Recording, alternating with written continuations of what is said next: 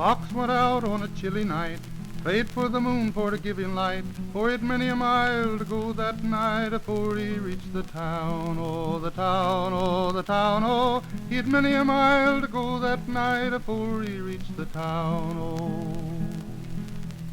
He ran till he came to a great big pen where the ducks and the geese were put therein. A couple of you will grease my chin before I leave this town. Oh. Well, I was going to law school in Salem, Oregon. I looked in the waste can, and there was an ad about a job driving bus in Alaska. I said, "Oh, hey, that sounds fun." So I applied for it, and I got it. This is Mt McKinley National Park station in Alaska, and this is a picture of one of the rangers right near the park headquarters. And there is one of the sled dogs that give demonstrations to the tourists to come by here. And they're using a sled with wheels to demonstrate how they work to the tourists. And here we are driving up towards Mt McKinley Alaskan Visitor Center.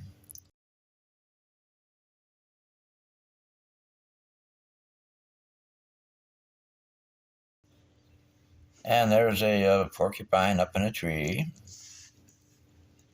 And I can't see what that is right there. Oh, there's this caribou here slowed us down for, kept on going for quite a while, maybe 1 or 2 miles before that thing decided to wander off the road.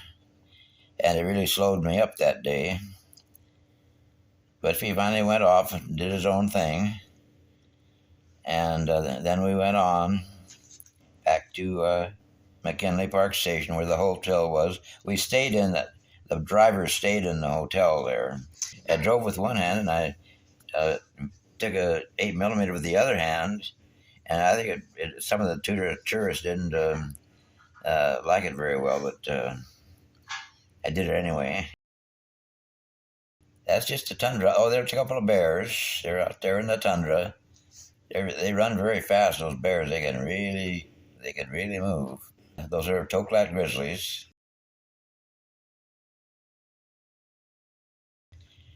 That's headed up towards Mt McKinley Alaskan Visitor Center. Okay, that's the other drive. Okay, I was going along as a passenger that time, so I could take more 8mm there. And there's looks like caribou all over up there. I'm not quite sure.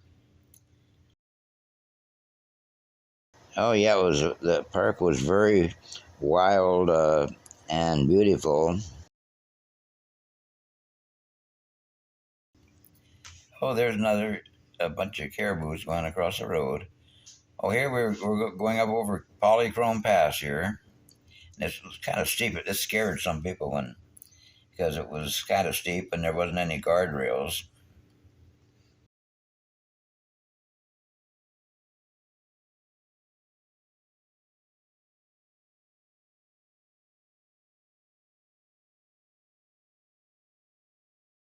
Oh, there, yeah, that's the edge of the road there at Polychrome Pass, and you can see why I didn't want to drive that in the snow, because if it started slipping, you just go off over the side.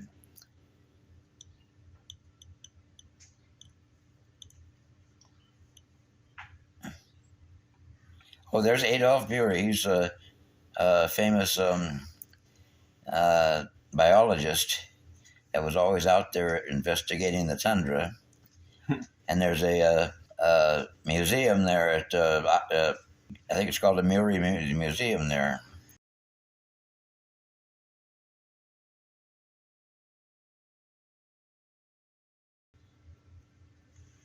Okay, now there's Harry, the friendly fox, at the 40-mile marker.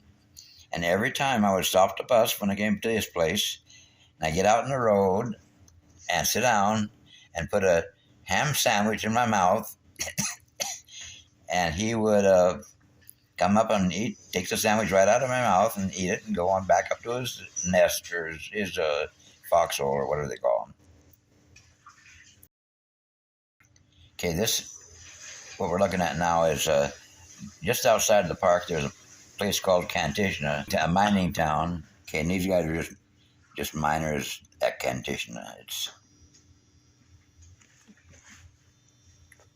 And I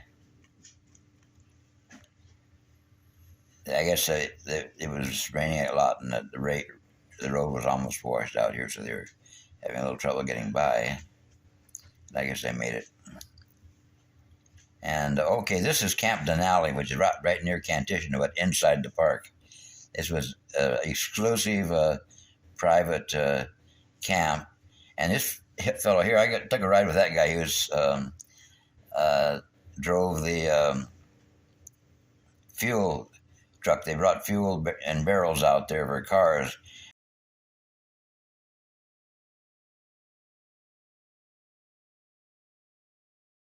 Here's where I got stopped one time because the road was washed out. So I had to build a little turnaround with rocks until I could get that bus turned around and take the tourists to a different location, which was not washed out. And but anyway, that's where I had to turn the bus around. I couldn't go across that in the bus. And that was the way the river was running, and so I turned around there. And those are Dall sheep up in the mountainside. There are a lot of those white Dall sheep. They're kind of like a mountain goat. They're sheep. That's a little parka squirrels, little ground squirrels, and they were beggars. I'd go when I had a little time off. I'd go down there and I'd feed those little guys. They were really nice, They were really cute little guys.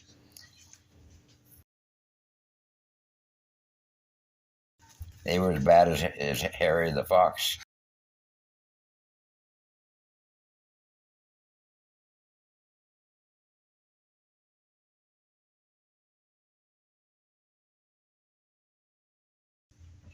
Oh, there's Harry the fox again. Yeah, he wants his sandwich.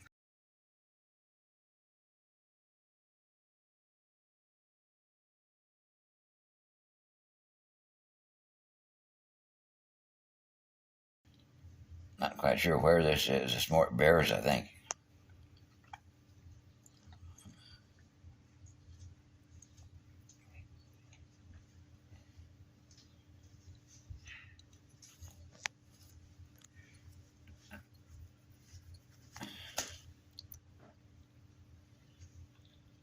Oh, a moose. This was a moose here. Didn't see very many moose up there, and they could be a little dangerous at times. They're big guys. But if they were chewing on a willow bush, they weren't much a threat. They run across in front of me, though. Not. Oh, here's where I went up in the snow, and I finally had to quit because it was up in that steep cliff area with no guardrails, and I didn't want to slide off the cliff on that bus, so I turned around and went back. One time I had one of the other drivers hit a permafrost bump, and it threw one of the passengers forward, and he hit his head on the dashboard, and he was hurt. But I was lucky that I never had an accident up there. Oh yeah, that's a ptarmigan, an Arctic ptarmigan, I think.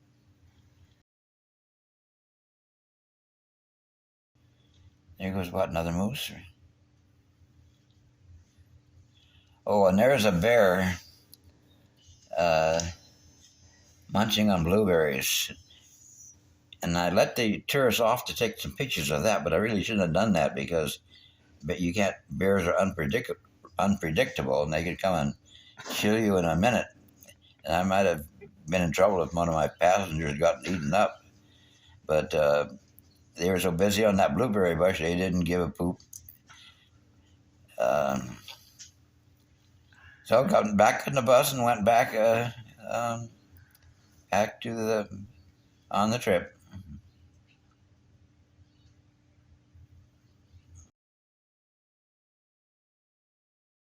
First night I stayed overnight at a fellow I knew. He worked on the buses sometimes. And he had his house was full, but he had a meat cache up on legs, one of those log cabins up on stilts. And I got to stay up there, pull out my sleeping bag with there's already a caribou carcass hanging up there right beside me where I slept, dripping blood, keeping cool up there so it wouldn't get rotten. Then Johnny went to the top of the hill, blowed his horn both loud and shrill. The fox, he said, "I better flee with my kill, or they'll soon be on my trail, oh, trail, oh, trail, oh." Fox, he said, "I better flee with my kill, or they'll soon be on my trail, oh."